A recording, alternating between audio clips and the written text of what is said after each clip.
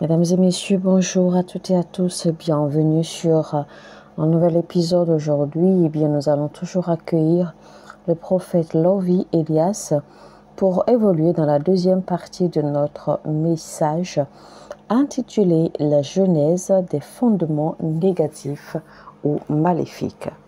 La genèse des fondements négatifs ou maléfiques.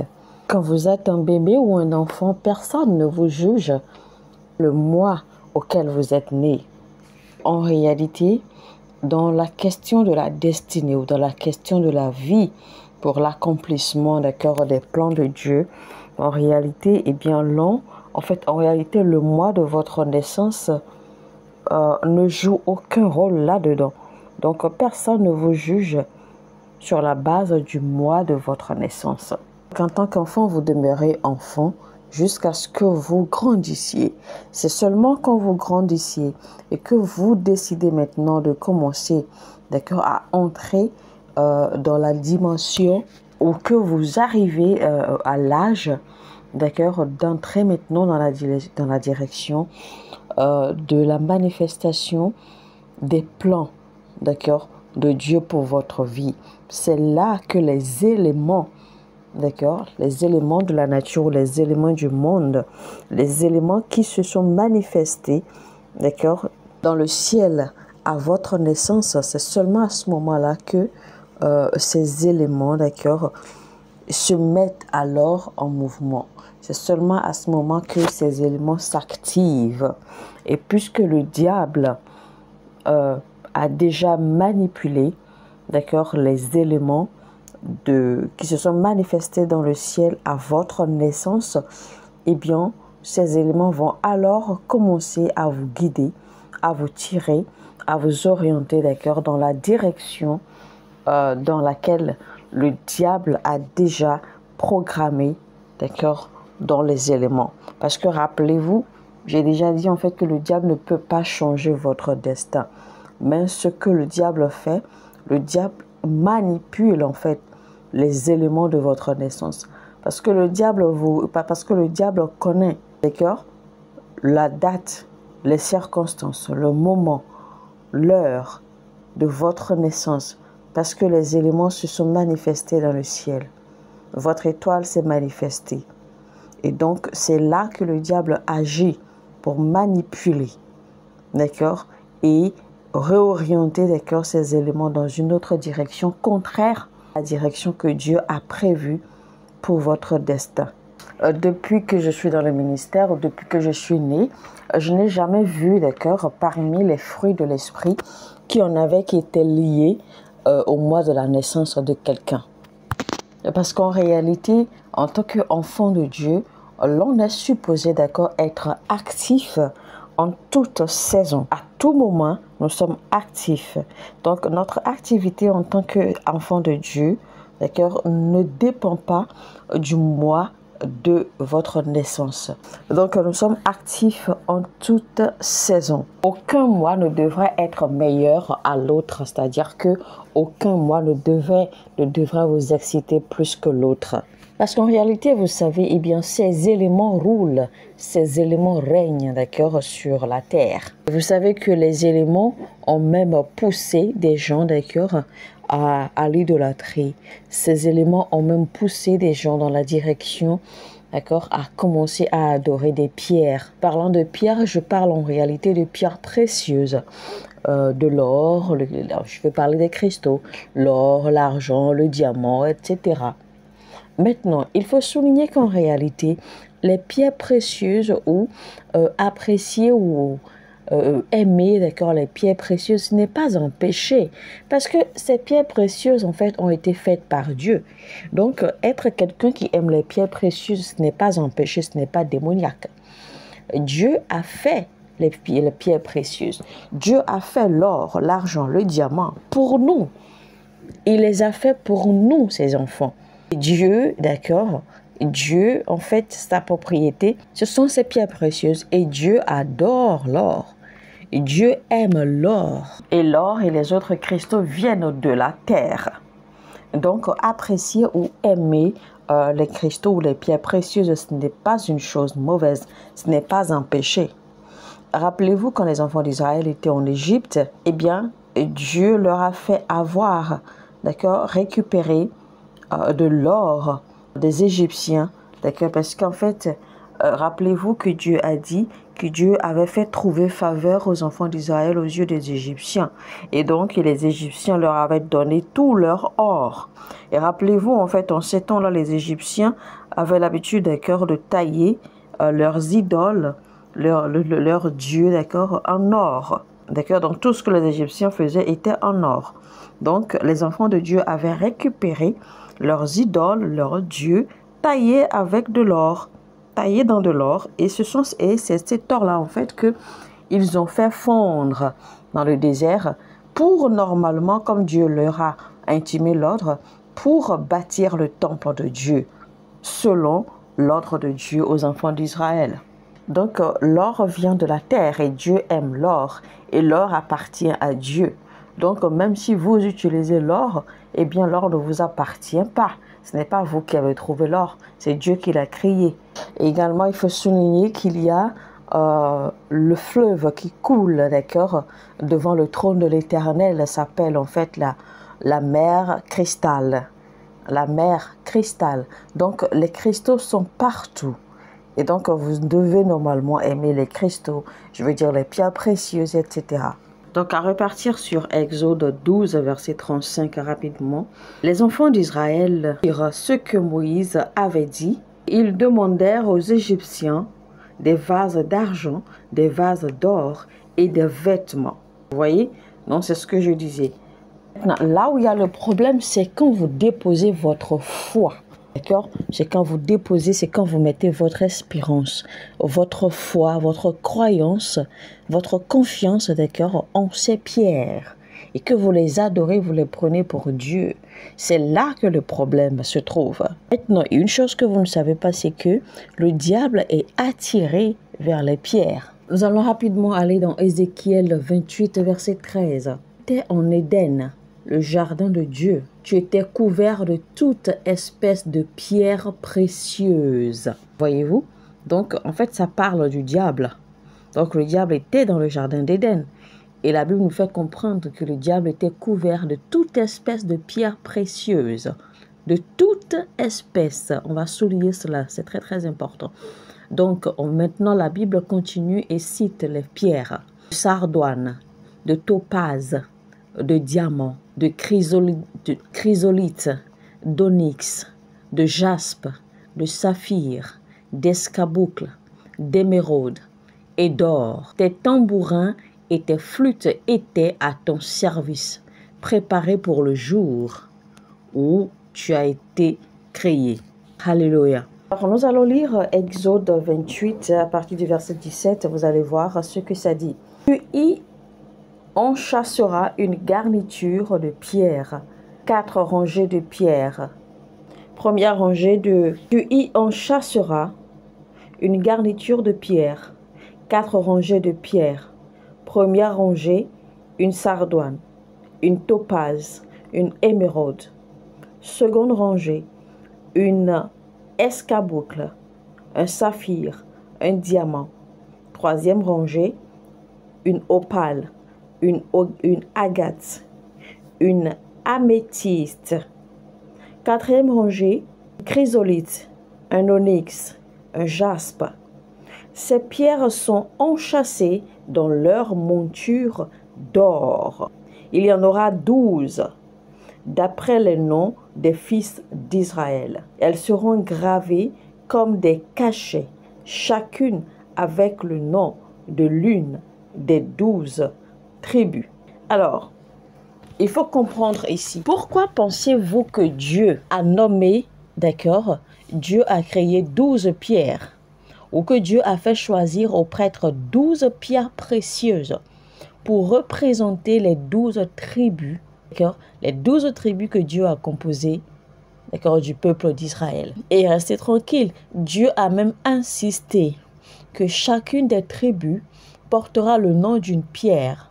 Et donc le nom de chaque tribu sera alors gravé dans chacune des pierres pour représenter la tribu. Alors, pourquoi pensez-vous que Dieu ait fait ça? Alors, si Dieu a gravé, d'accord, le nom de chaque tribu, d'accord, sur chacune des pierres qu'il a sélectionnées, ok, ça veut dire que, eh bien, vous et moi, nous sommes gravés, d'accord, à chaque tribu également, puisque nous venons, d'accord, de la tribu, des 12 tribus de Juda. Donc, nous sommes la descendance, d'accord, des 12 tribus d'Israël, d'accord. Et donc, nous sommes connectés, ça veut dire que nous sommes connectés, en fait, à Israël. Donc, ça veut dire que nous sommes, en fait, gravés, d'accord, dans Israël. Et donc, si nous sommes gravés dans Israël, ça veut dire que, eh bien, nous sommes également connectés, d'accord, aux pierres précieuses. Puisque, rappelez-vous, à notre naissance, des éléments, d'accord, se manifestent dans le ciel. Notre étoile se manifeste. Et puisque nous appartenons à Israël, donc ça veut dire que nous sommes également connectés, d'accord, aux pierres précieuses. Donc, chacun de nous, ok, est gravé sur une pierre précieuse particulière. Maintenant, que signifie le chiffre 12 en réalité?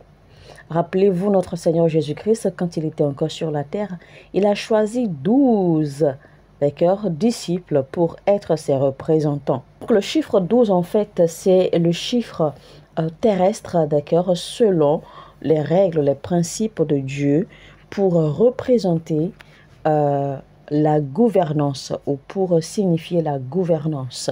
Alors donc, quand la nouvelle Jérusalem, quand la nouvelle création sera établie, eh bien, selon les principes, d'accord, de gouvernance de Dieu, eh bien, il y aura 12 rois, d'accord, qui vont régner sur la terre. Et donc, nous allons tous appartenir, d'accord, à ces 12 rois, c'est-à-dire qu'il y en aura qui vont qui seront liés à un roi, il y en aura qui seront liés au deuxième roi, il y en aura qui seront liés au troisième roi, etc. Donc, ben, nous serons tous sous la gouvernance, d'accord, des 12 rois, mais nous allons appartenir à chacun, d'accord, à chaque lignée des 12 rois, différemment. Donc, le chiffre 12 est le chiffre terrestre ou le chiffre de la gouvernance terrestre selon les principes, selon les lois de Dieu. C'est pour cela que Dieu lui-même a choisi 12 tribus. Et c'est pour cela que Jésus-Christ aussi a choisi 12 disciples. Maintenant, la gouvernance céleste, c'est le chiffre 24.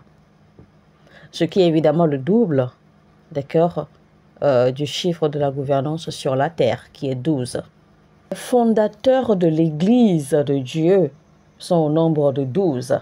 Gouverneurs pour représenter Christ étaient au nombre de 12.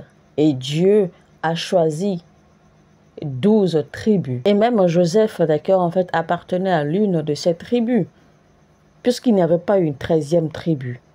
La raison pour laquelle Joseph pouvait sauver le peuple, c'est parce que Joseph, lui, n'était pas contrôlé par l'esprit qui contrôlait les éléments. Nous allons rapidement voir les pierres avec lesquelles Dieu a bâti les fondements de la terre. Alors, on va aller dans Apocalypse 21, à partir du verset 17. Il mesura la muraille et trouva 144 coudées, mesure d'homme, qui était celle de l'ange. La muraille était construite en jaspe. Vous voyez les pierres précieuses toujours, qui constituent les fondements, d'accord, de la terre. La ville d'or, et la ville était d'or pur, semblable à du verre pur.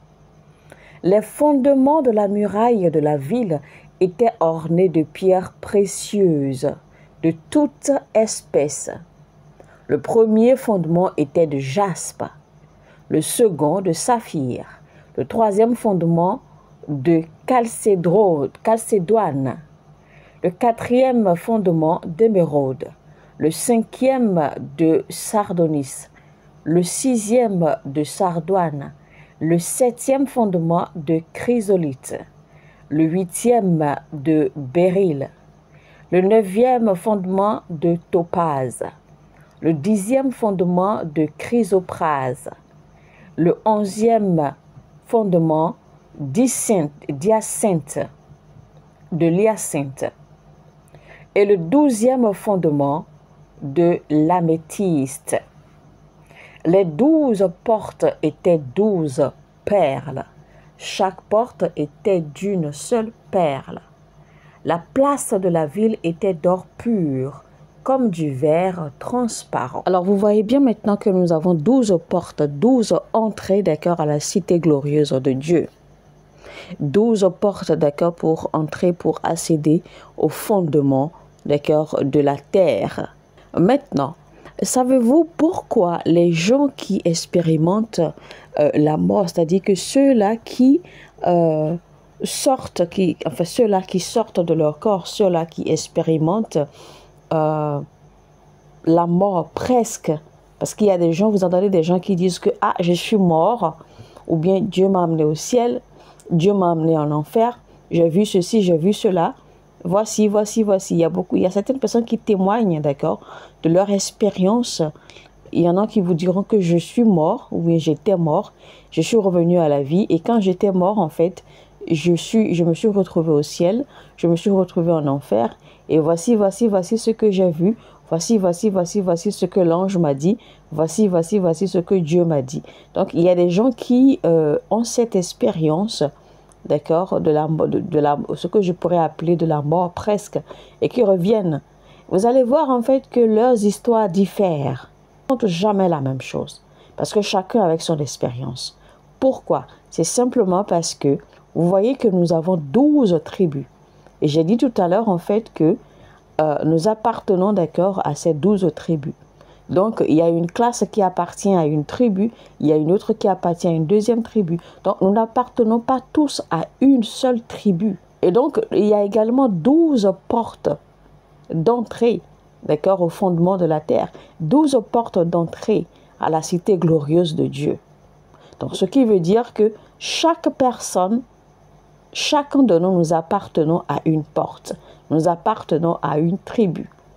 Et donc, chaque tribu a la porte, d'accord, qui lui est destinée pour accéder au fondement de la terre, pour accéder à la cité glorieuse.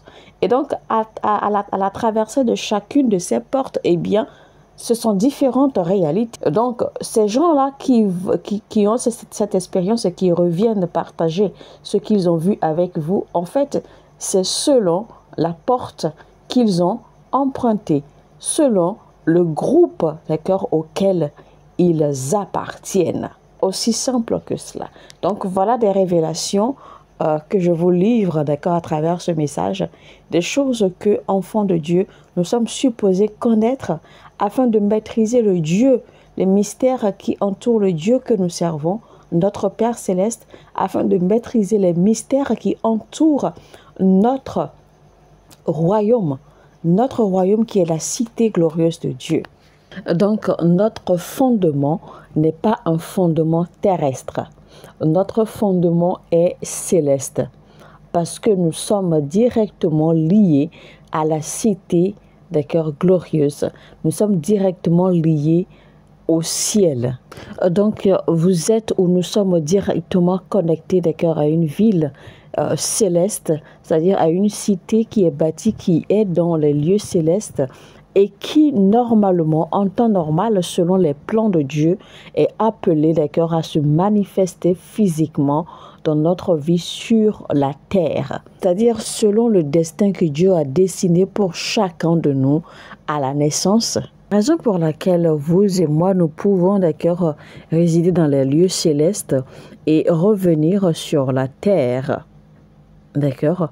C'est parce qu'il y a un lien très très étroit entre la nouvelle Jérusalem et la terre. C'est parce qu'il y a un lien très très étroit entre la nouvelle cité, la nouvelle Jérusalem, c'est-à-dire les portes célestes ou les cieux, d'accord? Le royaume céleste qui va un jour, eh bien, s'établir, descendre et s'établir sur la terre. Et nous allons revenir avec lui. Et certains d'entre nous vont régner à ses côtés. Alors, quand la Bible dit que nous sommes assis dans les lieux célestes, Ça parle en réalité, d'accord, des différentes dominions, des différentes domaines ou sphères, des différents fondements, d'accord, faits de pierres précieuses que nous sommes supposés en tant qu'enfants de Dieu contrôler. Différents domaines, ces différents fondements, d'accord, faits de pierres précieuses que nous sommes supposés, d'accord, régner sur. Ces pierres précieuses, nous sommes supposés gouverner là-dessus. Ces pierres précieuses, nous sommes supposés les contrôler. Donc, ces éléments, d'accord, qui constituent le fondement ou les fondements de la terre, les éléments qui constituent, d'accord, la destinée de chacun, ok, selon sa naissance, comme Dieu l'a décrit, en réalité, nous sommes appelés à gouverner sur. Nous sommes appelés à les contrôler et non le contraire. Parce que rappelez-vous que la Bible dit que nous allons régner sur les anges. Et souvenez-vous également que le diable, Satan, d'accord, est gravé, il est recouvert de toutes ces pierres précieuses. Rappelez-vous, la Bible nous l'a démontré tout à l'heure. Satan est rempli, il est couvert de toutes ces pierres, toutes ces pierres précieuses. Le diable est né, d'accord, Satan en fait est né avec toutes ces pierres précieuses. Donc il en connaît l'origine. Donc malheureusement il a manipulé, d'accord, il a confus le monde et a amené les enfants de Dieu ou a amené les êtres humains, d'accord, à être sous la dominance de ces pierres, alors que nous sommes normalement supposés être gouverneurs, seigneurs de ces pierres. Donc finalement, votre destin est contrôlé par quelqu'un, d'accord, une entité que vous êtes supposé contrôler. Parce que ceux qui recouvrent cette entité, d'accord, les composants de cette entité ont été en premier lieu votre composante ou vos composantes. Donc, vous avez été premièrement recouvert, créé avec toutes ces pierres précieuses, tous ces éléments. Mais voici que malheureusement, le diable, Satan, d'accord, vous contrôle alors que vous êtes supposé le contrôler lui et tous ces éléments, toutes ces pierres précieuses. Maintenant, c'est lui qui contrôle votre destin. Mesdames et messieurs, c'était donc la deuxième partie de notre message intitulé « La jeunesse des fondements négatifs ou maléfiques ». Et c'était donc avec le prophète Lovi Elias. Alors, mesdames et messieurs, dans ce message, vous allez constater qu'il y a des éléments, il y a des thèmes que nous avons utilisés. Si vous voulez comprendre ce message, je vous recommande de faire recours à la première partie, histoire de suivre la logique, la chronologie de ce message. Cela vous permettra, d'accord, de comprendre aisément les fondements, d'accord, ou les contenances ou le contenu, d'accord, de ce message, parce que ce message, il est en série. Nous allons avoir une troisième partie et nous allons avoir une quatrième partie. Alors, chers téléspectateurs, si ce message vous a plu, si vous avez été édifiés, eh bien, nous allons vous demander de nous faire cette faveur, liker. Parce que vous ne pouvez pas ouvrir une vidéo sur YouTube, vous regardez et vous ne likez pas.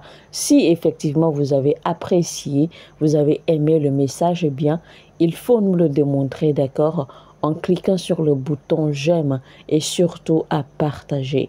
Parce que vous savez, plus vous likez, plus vous partagez, plus notre œuvre va grandir.